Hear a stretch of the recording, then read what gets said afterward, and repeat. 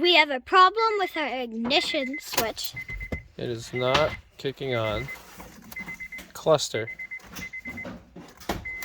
Now it's on.